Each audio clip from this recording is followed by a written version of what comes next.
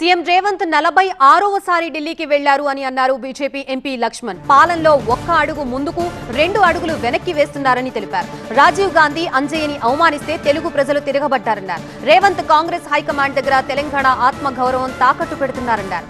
ఆత్మగౌరవం దెబ్బతింటే తెలంగాణ ప్రజలు సహించరు అంటూ బీజేపీ ఎంపీ లక్ష్మణ్ అన్నారు.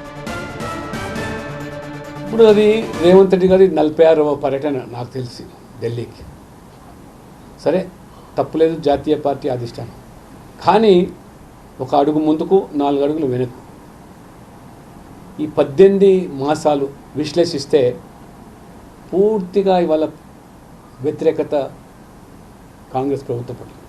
అమలుకు నోచుకొని హామీలు ఇచ్చి గట్టెక్కినారు. కానీ తీరా చూస్తే ఇవాళ ఈ అప్పుల ఊబిలోంచి మరి రాలేక అబద్ధాలు చెప్పి అధికారులకు వచ్చాం. కానీ బండిని ముందుకు సాగలేకపోతున్నది.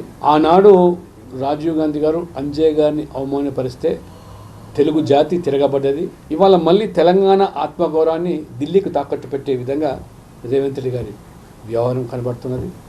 ప్రతి చిన్న విషయానికి ఢిల్లీ వైపు.